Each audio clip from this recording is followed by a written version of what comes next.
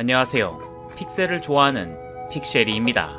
최근에 블루아카이브가 또다시 맘스터치와 콜라보를 했더라고요. 그래서 오늘은 알바를 하고 있는 용용이의 컨셉으로 작품을 그려볼 예정이고요. 컨셉은 뭐랄까, 여러분들을 올려다보는 용용이가 살짝 여러분들을 유혹하는 듯한 느낌으로 그려볼 예정입니다. 오늘은 배경까지 같이 그려줄 거니까 조금 손이 많이 갈 것 같고요. 그런데 이것도 처음 시도해보는 거라서 많이 어려울 것 같습니다. 우선 용용이를 센터에 올려놓고 위를 바라보는 각도로 잡아주도록 하죠. 포즈는 살짝 수줍음이 가득한 느낌으로 그려줄 예정입니다. 머리를 조금 크게 그린 것 같아서 조금 줄여주도록 하죠.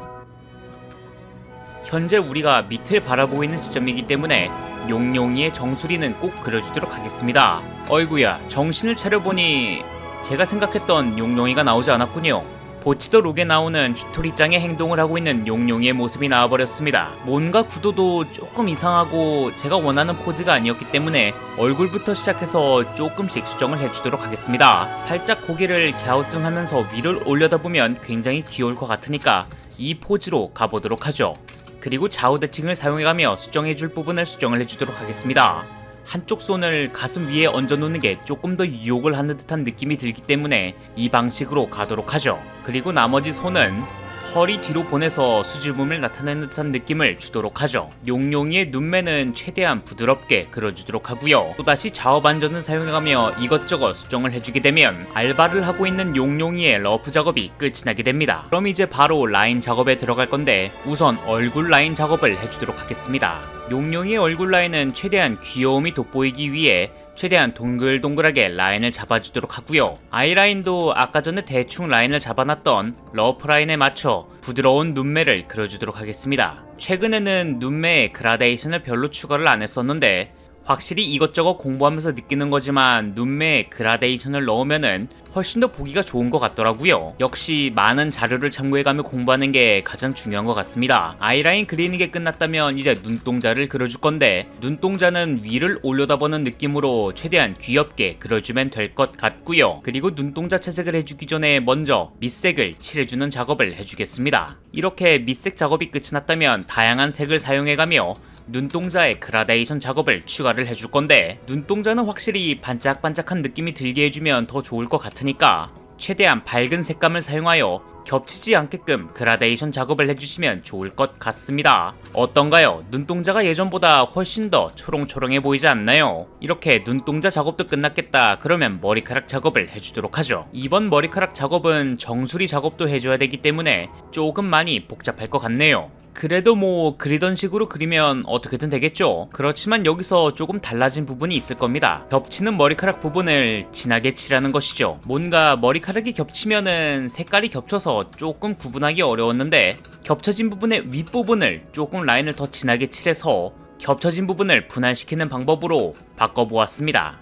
이렇게 머리카락 라인이 정리가 되었다면 전체 페인트를 사용하여 머리카락 밑색을 칠해주도록 하죠. 그리고 바로 여기서 멈추지 않고 피부색도 칠해주도록 하겠습니다. 귀여운 코 작업도 해주고 볼터치까지 해주게 되면 용용이의 얼굴 작업과 머리카락 작업이 끝이 나게 되죠. 뭐 아직 더 손을 봐줘야 될 부분이 있긴 하지만 기본적인 작업이 끝이 났다는 뜻이고요. 그런데 여기서 조금 더 추가할 부분이 있는데 정수리 작업이랑 반묶음을 한 용용이의 머리 스타일을 그려줘야 하죠. 용용이의 뒤통수는 최대한 때리고 싶어질 욕구가 생겨질 정도로 둥글둥글하게 라인을 잡아주고 반묶음을 하고 있는 용용이의 머리카락도 추가로 그려주도록 하죠. 이 부분은 머리카락을 묶고 있는 상태이기 때문에 그라데이션 작업이랑 라인 작업을 조금 디테일하게 들어갈 예정입니다. 우선 기본적인 1차 작업을 하게 되면 이런 느낌이 나오고요. 그런데 입모양이 조금 마음에 안 드는 것 같아서 입모양을 바꿔보도록 하죠. 살짝 어색하게 웃고 있는 표정이면 더 좋을 것 같네요. 그라데이션 작업을 촘촘히 해주면서 디테일적인 부분들을 살려주고 정수리 부분에 삐져나와 있는 바보털을 하트 모양으로 바꿔서 그려주게 되면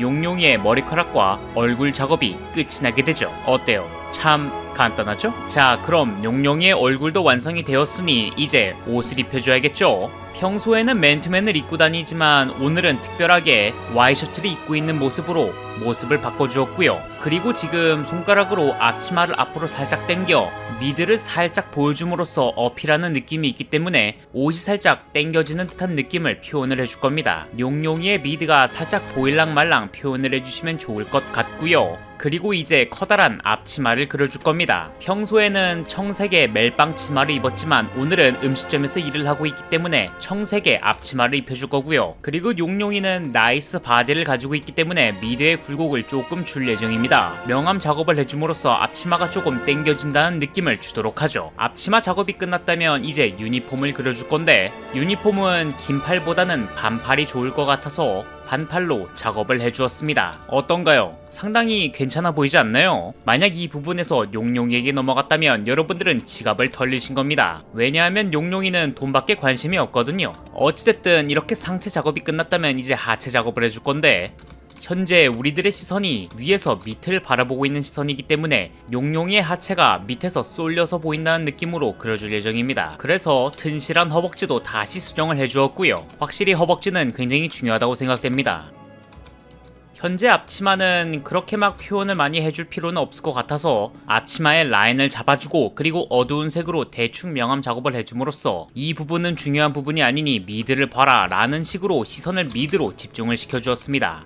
참고로 용용이에게 니삭스도 추가를 해주었고요. 니삭스를 추가하니까 뭔가 좀 더 귀여움이 돋보이는 느낌이 드네요. 한쪽 팔은 조금 많이 어색하긴 하지만 엉덩이 뒤쪽으로 보내버리고요. 그리고 다른 손은 여러분들을 유혹하기 위해 앞치마를 살짝 앞으로 당겨 미드를 살짝 보여주는 느낌을 주는 손을 그려주겠습니다. 픽셀에서의 손 명암 처리는 굉장히 중요한 부분이기 때문에 다양한 색감을 섞어가며 명암 처리를 꼭 해주셔야 됩니다. 어떤가요? 벌써부터 용용이에게 도네이션을 해주고 싶지 않나요? 자, 그럼 이제 매장을 그려주도록 하죠. 용용이가 현재 위치해 있는 곳이 카운터 안이니까 카운터와 그리고 매장 안이 다 보일 수 있는 각도로 그려줘야 되겠죠. 우선 바닥에 깔려있는 타일을 먼저 그려주고 가게 안에 메뉴판은 그냥 원본에 있는 사진을 가져와서 최대한 축소해 붙여넣기를 하겠습니다. 굉장히 간단하죠? 그리고 이제 매장 안에 쓰레기를 버리기 위해 나가야 하는 문을 그려줘야 되는데 문은 그냥 좌측에 있는 사진을 참고해가며 최대한 비슷하게 그려주도록 하겠습니다. 얼추 비슷하게 작업이 되어가는군요. 그럼 이제 뒤에 재료들과 그리고 이것저것 놓을 수 있는 선반을 그려주고 벽에 붙어있는 타일 작업도 해주도록 하겠습니다. 타일은 최대한 그라데이션을 많이 넣어가며 멀리서 봤을 때 착시 현상이 일어날 수 있게끔 작업을 해주면 될 것 같고요. 여기까지 완성이 되었다면 이제 주방 안으로 들어갈 수 있는 공간을 만들어줘야 되는데 일단 공간의 기둥 부분을 한 개 그려주고 기둥 부분이 어색하지 않게 그라데이션 작업을 넣어주도록 하죠. 그리고 주방은 어두운 색으로